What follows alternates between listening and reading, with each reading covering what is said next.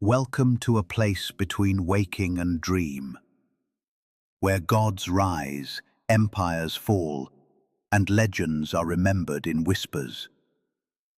Light the fire, let the story begin. In Asgard, among the shining halls and golden towers, lived gods both great and curious, and none more curious nor more troublesome than Loki, the trickster. Loki was not like the others. Born of giants, bound to Odin by blood and oath, he walked a winding path between friend and foe. Sometimes he helped, sometimes he hindered, always he disrupted. There were days when his wit brought laughter to the halls of the gods, and days when his mischief cut deeper than any sword. On one such morning, as dew still clung to the grass and the first light touched the high walls of Asgard, Loki found himself restless, and boredom, for a trickster, is a dangerous thing. A door creaks open, the hush of a sleeping chamber.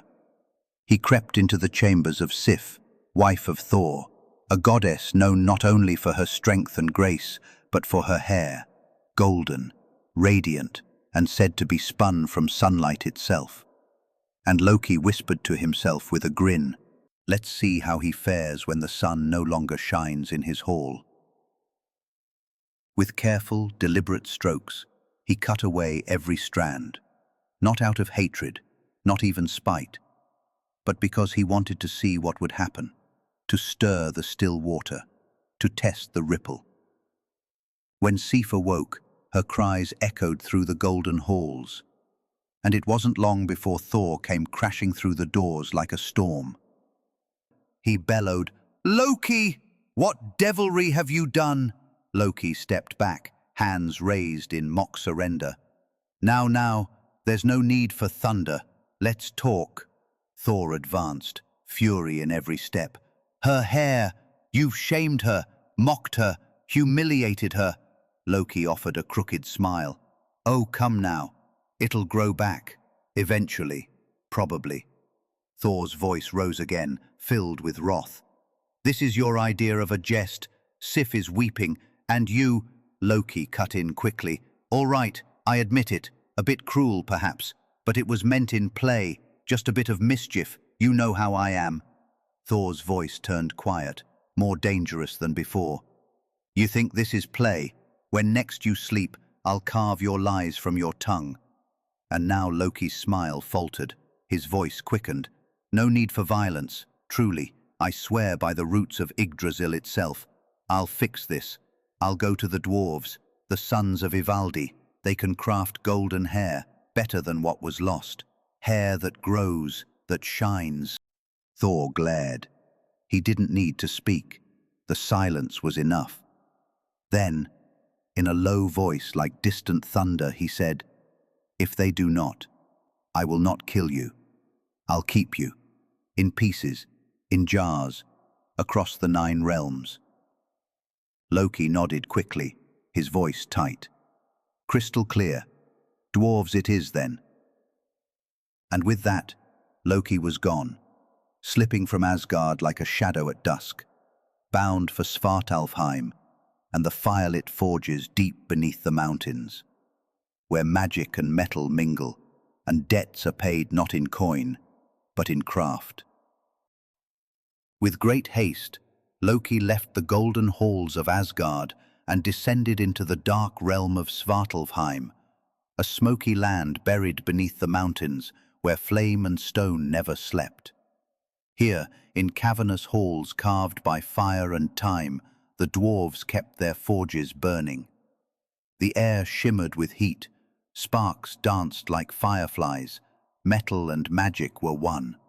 Among these master smiths were the sons of Ivaldi, their names now lost to time, but their works still remembered. They were unmatched in skill, shaping the impossible with iron hands and will alone. Loki entered their forge wearing a grin as thin as a blade. He bowed with a flourish and said, "Ah, master smiths, I've just come from speaking with another pair of your kind, Brock and Atri. Perhaps you've heard of them." The dwarves looked up, their tools pausing mid-swing. They claimed to be the finest craftsmen alive. Bold words, wouldn't you say? The sons of Ivaldi scoffed. The forge hissed louder. Loki leaned in. Of course I told them they were wrong. I told them you were the true masters of the forge. They didn't take kindly to that. So they made a challenge, a wager of skill. Each of you will craft 3 treasures for the gods.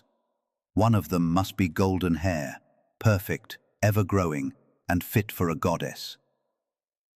The dwarves exchanged only a glance, pride already sparking behind their eyes. Then, without a word, they turned back to the forge. The sound of metal striking metal rose once more, rhythmic, ancient, alive. Loki watched as the first embers of their labor flared to life. He saw enough to know they had taken the bait, their pride awakened, their skills summoned. He turned and slipped back into the shadows of the mountain, already thinking several steps ahead. There was still one more fire to light. Loki made his way across the mountain. The air grew colder here. The light dimmed. He wasn't done yet. Beyond a cleft in the stone, deep in the belly of Svartalfheim, was another forge, smaller but no less dangerous. It was here that 2 brothers worked, Brock and Eitri. Eitri was the greater smith, hands steady as stone, mind fixed like the stars. Brock was the wiser, sharp-eyed, skeptical, and more stubborn than the mountain itself. Together, they were rivals of the sons of Ivaldi, and that was all Loki needed. He stepped into their forge as if by chance, dusting soot from his cloak and offering his usual smile, the kind that never quite reached his eyes. "Busy, I see," Loki said, eyeing the tools and glowing coals. "Still making trinkets?" Brock didn't look up. "What do you want, Loki?" "Oh, nothing, truly. Just passing through," Loki said, circling slowly. "Thought you might be interested to know what the sons of Ivaldi are up to." Eitri glanced up now. Brock didn't stop hammering. "They're working on something big. 3 treasures, for the gods themselves." At that, Brock paused, just slightly. "And why do we care what they make?" Loki feigned innocence. "Well, they asked me to bring word. Said I should tell you. They're certain you and your brother couldn't possibly match their work. Said it flat out. Claimed they were the finest craftsmen alive." Eitri frowned. Brock set his hammer down. "Did they now?" Brock muttered. Then he turned to Loki. "Or is this you stirring up trouble again, between us and Ivaldi's boys?" Loki raised both hands as if wounded by the very thought. "Me. I'm just the messenger. Thought you deserved to know." Brock narrowed his eyes. "And you have no personal stake in this?" Loki's voice was light. None whatsoever. A long silence followed. The only sound was the crackle of fire. Then Brock said, "Fine. Let's make it interesting." He pointed a soot-stained finger at Loki. "We'll take on their challenge. 3 treasures of our own. For the gods." He stepped closer, a grin forming. "And if our work proves better," he tapped Loki's forehead, "I want your head." Eitri looked up with a wry smile. "I could make something wonderful from it. A lamp, perhaps." Loki kept smiling. His voice was calm. "Of course, my head it is. Fair is fair." But inside his thoughts burned. Loki thought to himself, "All I have to do is make sure the sons of Ivaldi win the contest. The gods will get 6 marvelous treasures. Sif will get her hair. And me? I'll keep my head." To win his wager and keep his head, Loki needed more than a clever tongue. He needed the sons of Ivaldi to win, and that meant sabotage. In the forge of Brock and Eitri, the fire was stoked. The brothers had begun their work.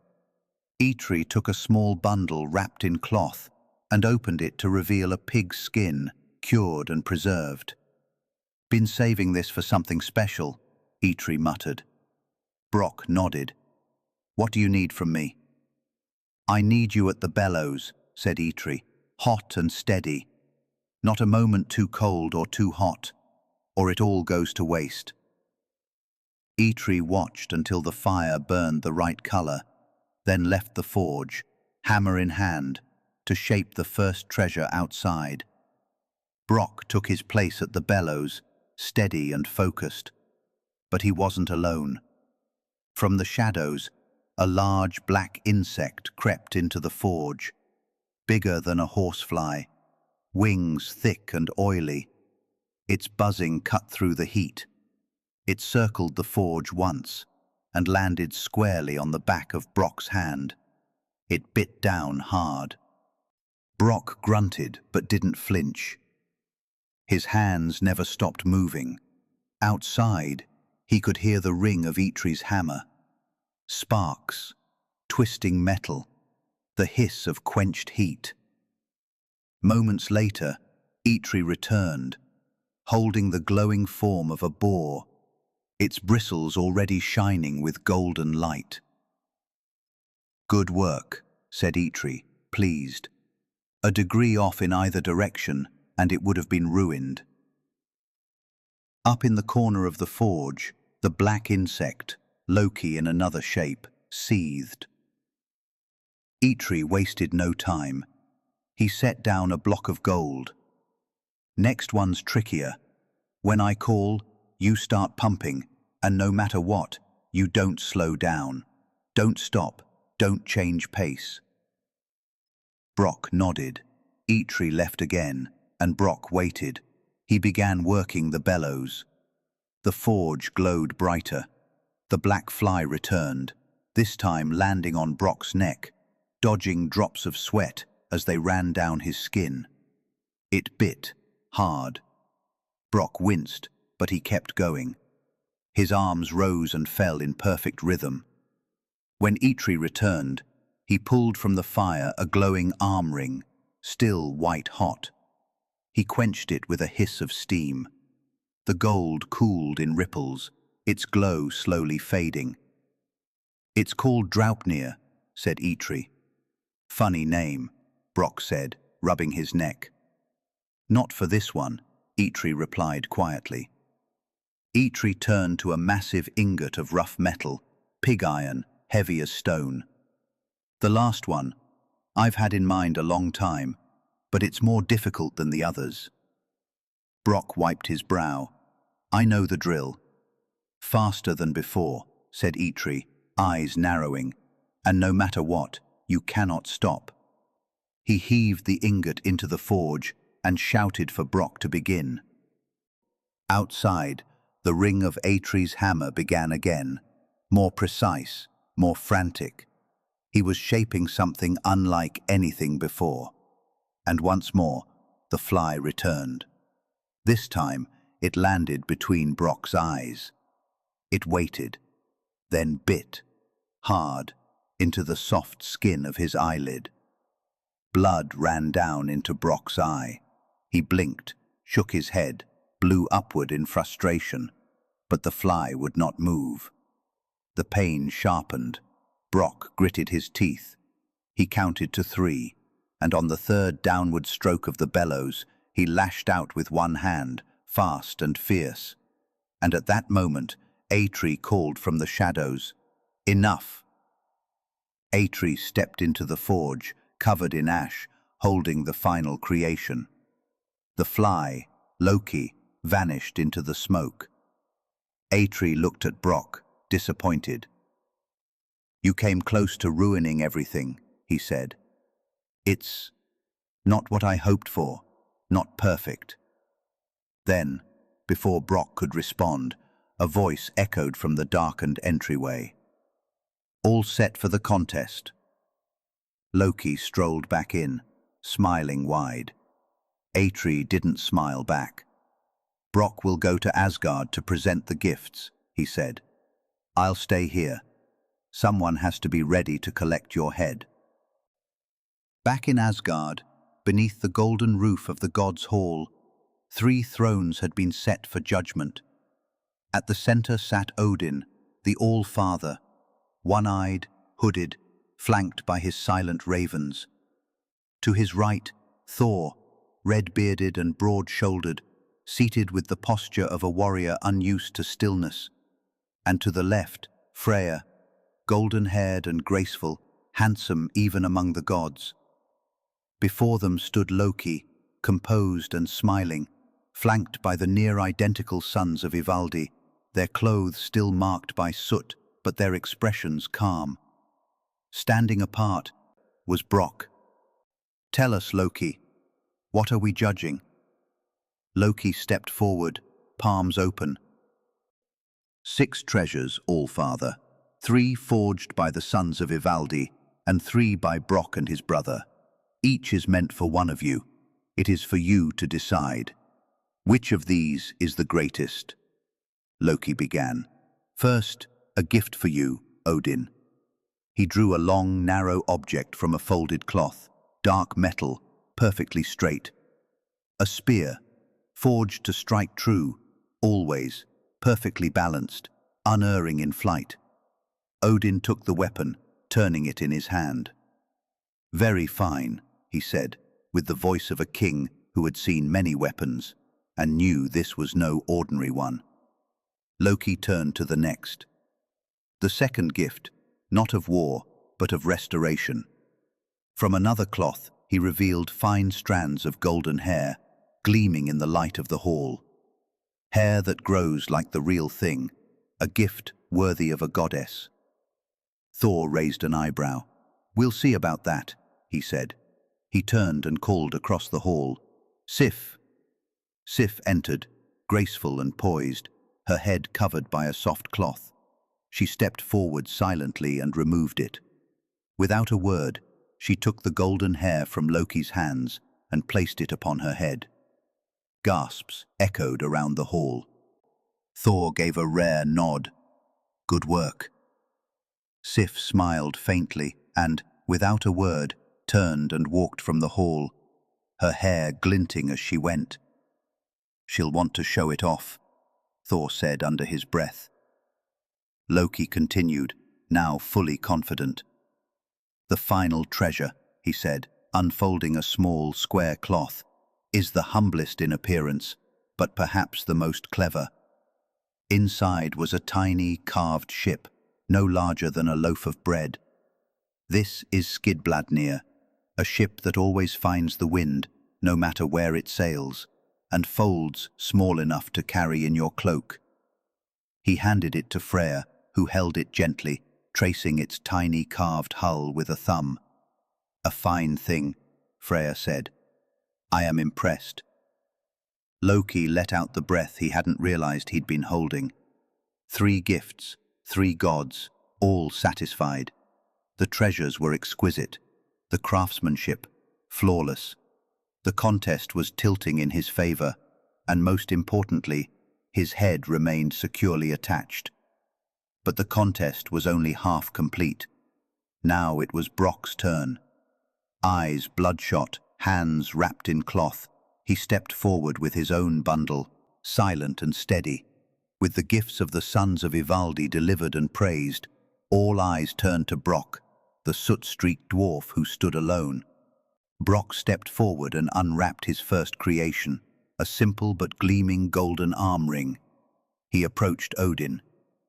"This is Draupnir, the Dripper. Every 9th night, it will create 8 new rings of equal weight, wealth that renews itself, a treasure of unending bounty." Odin took the ring, turning it over in his weathered hand. "Very fine," he said, with the same calm voice he had used for the spear. Brock gave no reaction. He turned then to Freyr and revealed the second treasure, a golden boar, its bristles catching the light like flame. "This is Gullinbursti," Brock explained. "Faster than any steed, never tiring, able to ride through air or water, night or day. Even in darkness, its light will shine." Freyr nodded slowly, impressed. From across the hall, Loki watched, his expression unreadable. He convinced himself the folding ship was just as useful, just as clever. Then Brock came to Thor. He reached into the cloth one final time and drew out a hammer. Its head was broad and heavy, etched with deep runes. The handle, noticeably short. Brock placed it down. "This," he said, "is the last of our gifts. And it is not perfect." He looked at Thor plainly, without excuse. "The handle should be longer. That fault is mine." Thor reached out, running his hand over the weapon's surface. He did not yet lift it. "Tell me more," he said. Brock did. "This hammer cannot be broken. You can throw it. It will never miss. And no matter how far, it will always return to your hand." Thor raised an eyebrow. "I've broken more weapons than I can count. Watched more vanish into the sky and never come back." Brock nodded. "That won't happen with this." Thor lifted the hammer now. His expression, still and unreadable, softened just slightly. He smiled, a rare thing, even among the gods. "Go on," he said. Brock continued. "The hammer can grow, or shrink, small enough to fit in your cloak. And though the handle is short, all else is as it should be." Thor gave a low laugh. "The handle's a cosmetic flaw. The rest—" He turned the weapon in his hand. "This is the finest gift I have ever seen." The air shifted. A subtle current of approval passed between the gods. Thor raised his voice. "With this, I can defend Asgard from any threat. Even the frost giants will learn to fear it." Odin nodded. "A worthy weapon, and a worthy shield for Asgard." Freyr added his voice as well. "Better than my ship, and my golden boar." Seeing the tide turn, Loki quickly stepped forward.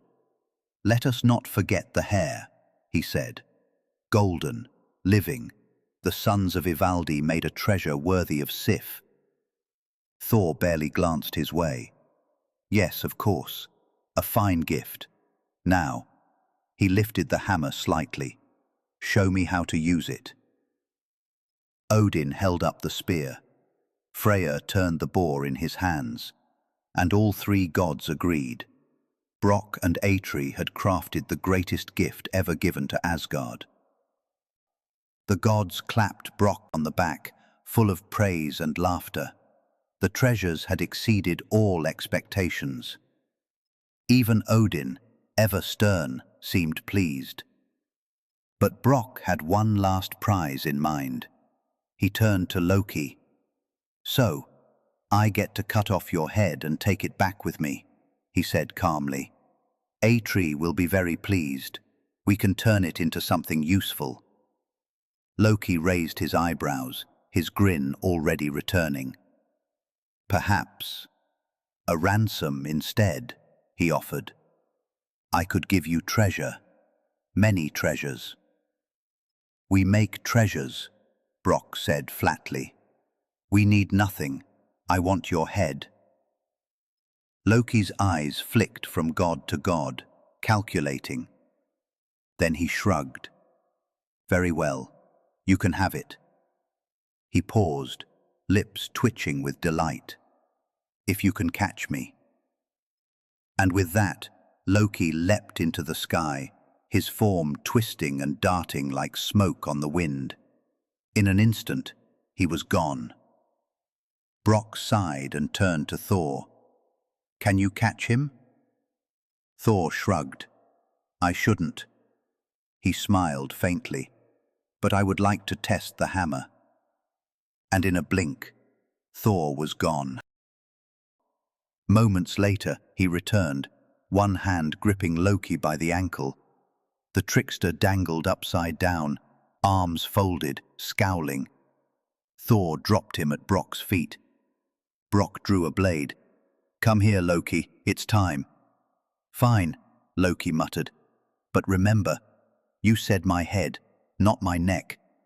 If you cut so much as a thread of my neck, You've broken the deal." Odin nodded gravely. "He is correct. You have no right to touch his neck."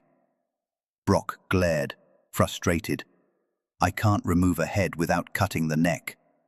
Loki smirked, lying flat on the stone like a smug cat. "You should have thought more carefully about your words," he said sweetly. For a long moment, Brock said nothing. Then he leaned in and whispered to Odin. The Allfather chuckled softly and nodded. Brock pulled a strip of thick leather from his belt, along with a small curved blade. "Very well," he said. "If I cannot take your head, I will take your words." He wrapped the leather tightly around Loki's mouth and pressed the knife to it, but the blade would not pierce the skin. "It won't cut," he muttered. Loki's voice came muffled through the gag.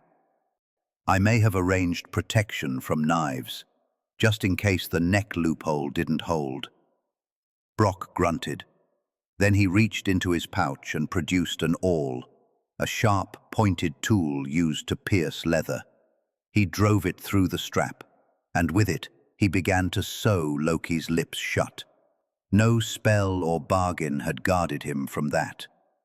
And so, in a hall filled with gods, the trickster was silenced, not with death or fire or banishment, but with a simple needle and thread. And for Loki, a god who loved the sound of his own voice more than anything, that was a punishment worse than pain. Now you know how the gods received their greatest treasures, how Sif's hair was regrown in gold, how Odin gained his spear, how Freyr's ship and shining boar came to be, and how Thor received Mjölnir, the hammer that would shake the 9 realms. All of it, every last bit, was Loki's fault. But that was the thing about Loki. You resented him most when you were most grateful, and you were most grateful when you resented him the most. And so, the gods were gifted wonders unlike any before. A spear that never misses its mark, an arm ring that multiplies itself each night, a ship that folds into a pouch and rides every wind, a golden boar whose light never dims, hair spun from gold that grows like the real thing, and a hammer, unbreakable, unstoppable, destined to defend the 9 realms. These were not forged in war, nor granted by fate. They were won through pride, wagers, and a touch of chaos. Such are the treasures of the gods, born from craft, sealed by cleverness, and remembered not just for their power, but for the story that made them real. If this tale stirred something in you, there are more threads to pull, more myths to weave. Subscribe to Mythwoven for new legends, old gods, and forgotten wonders, told as they were meant to be, with reverence, rhythm, and just a little mischief.